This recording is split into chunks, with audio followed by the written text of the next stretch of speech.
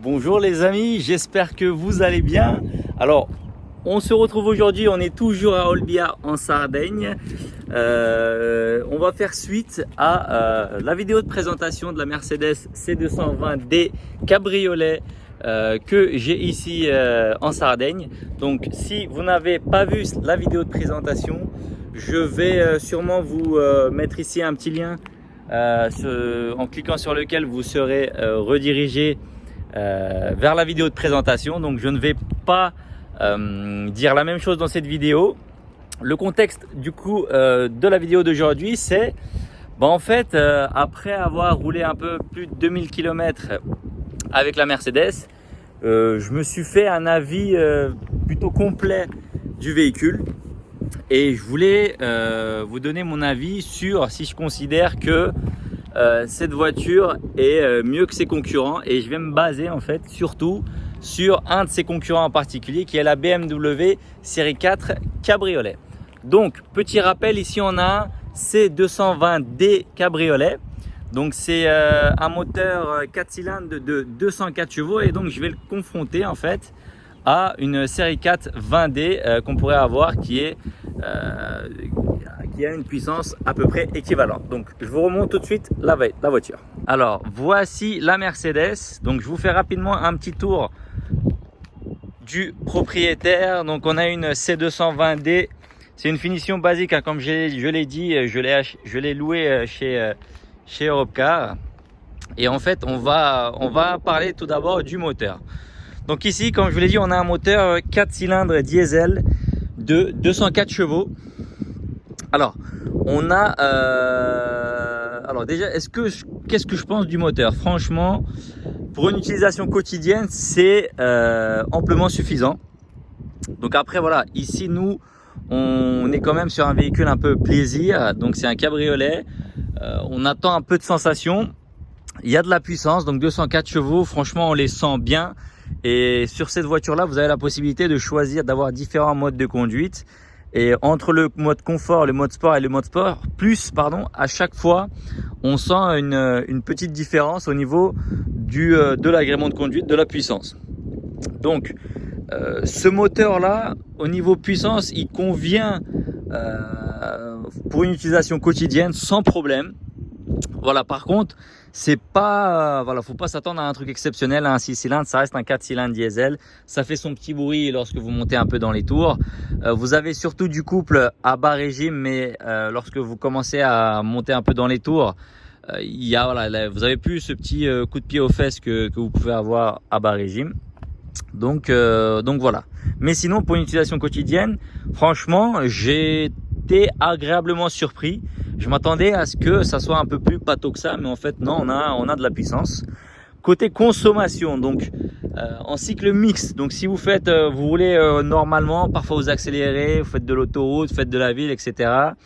Vous tournerez aux alentours de 6,5 litres au 100 km, et je trouve que c'est quelque chose de très bien pour ce type de voiture. Sachant que j'ai fait donc 6,5 litres donc sur 2000 km, et j'étais 90% du temps décapoté. Donc ça aussi c'est à prendre en compte.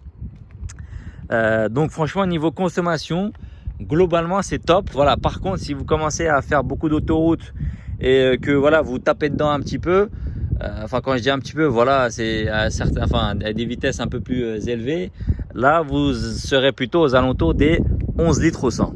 Donc voilà pour le moteur. Donc concernant la ligne, concernant du coup sa concurrente, donc une BMW, au niveau de la puissance et de l'agrément, de la sensation, c'est vraiment équivalent, hein. Donc c'est pas franchement sur le moteur qu'il faudra vous faire un avis. Par contre, là où ça change, c'est au niveau de la boîte. Alors déjà, je pensais que c'était une boîte 7 vitesses, mais en réalité c'est une boîte 9 rapports. Donc vous avez vraiment 9 rapports sur la voiture. Comparé, donc ça c'est un DCT 9 du coup, comparé au ZF8 de BMW, la boîte de BMW est clairement mieux. Franchement, il n'y a pas photo. Les rapports passent beaucoup plus vite. Donc, je dis pas que c'est une mauvaise boîte. Je dis que la boîte de BMW est bien mieux. Voilà. Ensuite, après, voilà, vous avez, si vous voulez en mode confort, vous tournerez sur les, enfin, vous aurez le 8e et le 9e rapport qui s'enclencheront en fait lorsque vous êtes sur autoroute uniquement. Alors, un truc qui est aussi bien. Mais qui a aussi ses mauvais côtés. Alors je vous propose que on se mette à bord. On va démarrer la voiture. Hop. Alors il y a un petit bouton ici là qui permet de, je vais vous montrer ça juste après, qui permet en fait d'avoir le pare-vent. Donc vous avez déjà ça qui s'ouvre, qui monte, et vous avez ce petit pare-vent là. Alors, est-ce que ça fait effet sur la route? Clairement oui. Donc lorsque vous roulez avec, vous sentez clairement que voilà, vous avez un peu moins de vent dans l'habitacle, sachant que voilà, vous avez les deux vitres côté qui se lèvent également. Par contre, le point inconvénient, en fait, vous le voyez ici, c'est un peu un attrape-merde quoi. Ça, voilà, vous avez plein de moucherons, mouches mortes. Et ce qui se passe, c'est, enfin, comme vous pouvez le voir, c'est si je l'ouvre alors que je ne roule pas, et vous avez des petites bestioles là qui commencent à tomber par-ci par-là.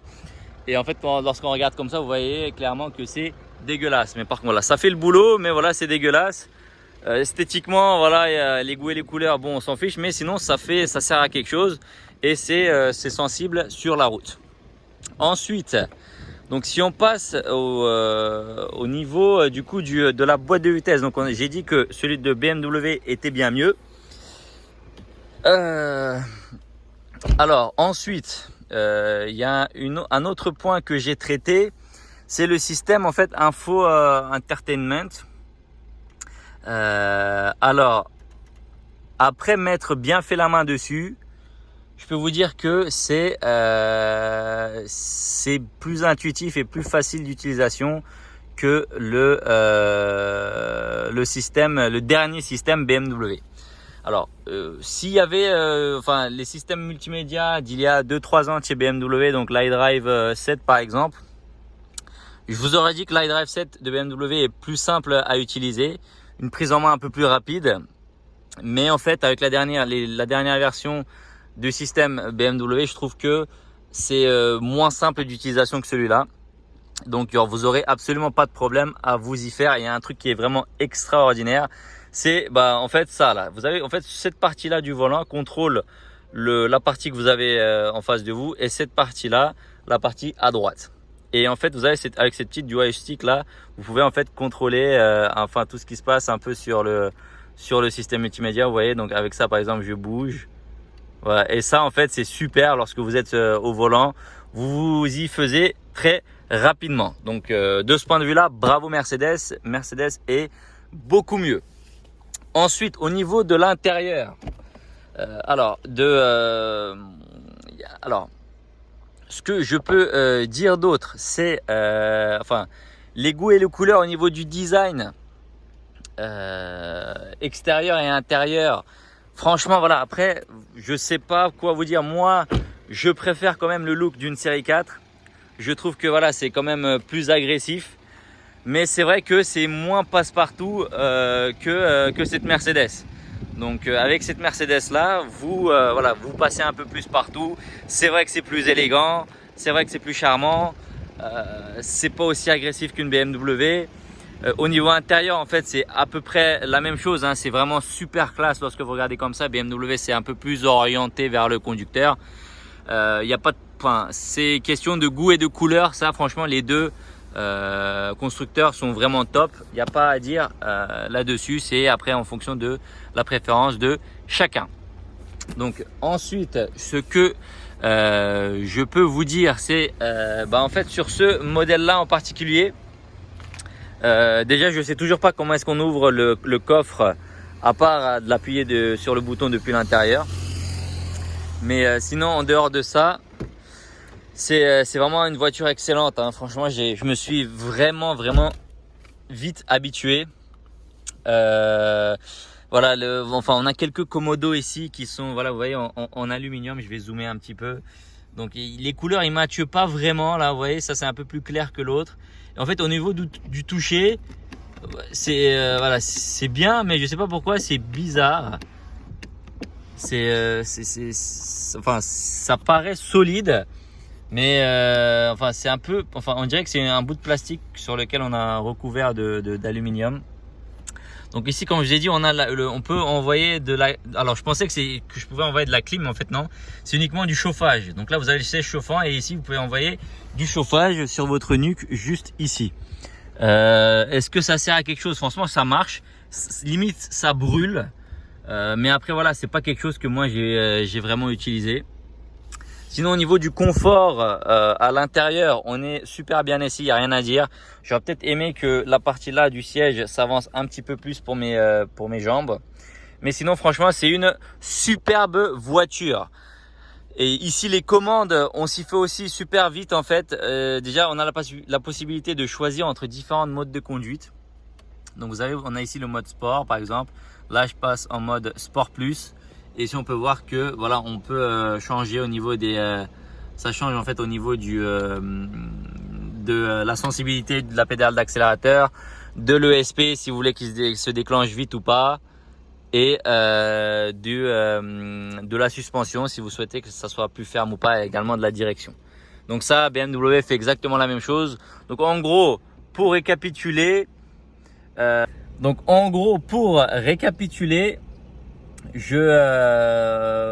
points positifs pour la Mercedes, c'est une voiture qui passe partout.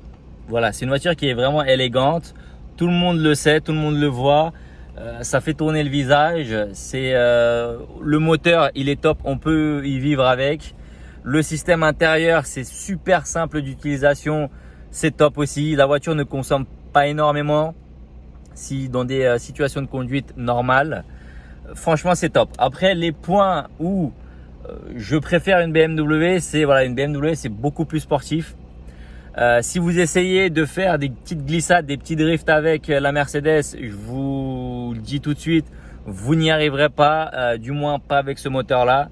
Je suis sûr qu'avec une 420D cabriolet, on peut se permettre de faire quelques petites glissades. Voilà, si on prend un rond-point assez vite ou etc.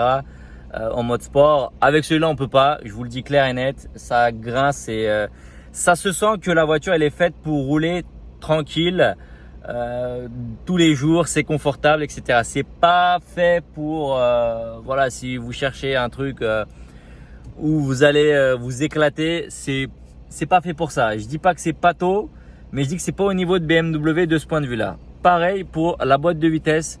La boîte de vitesse de BMW passe les rapports beaucoup plus vite, que ce soit en mode confort ou en mode sport.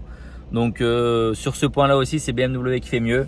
Donc voilà, après au niveau du design etc, c'est selon vos choix. Une BMW, c'est vrai que ça passe un peu moins partout que ce design là, ça plaît peut-être un peu moins à tout le monde que celui-là.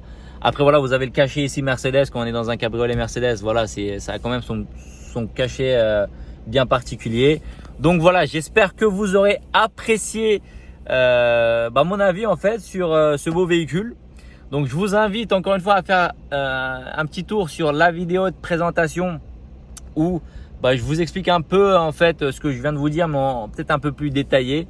Donc j'espère que vous aurez apprécié. Dites-moi dans les commentaires si peut-être vous avez cette voiture ou peut-être que vous comptez l'acheter. Si vous avez des questions, je serai ravi de vous répondre encore une fois.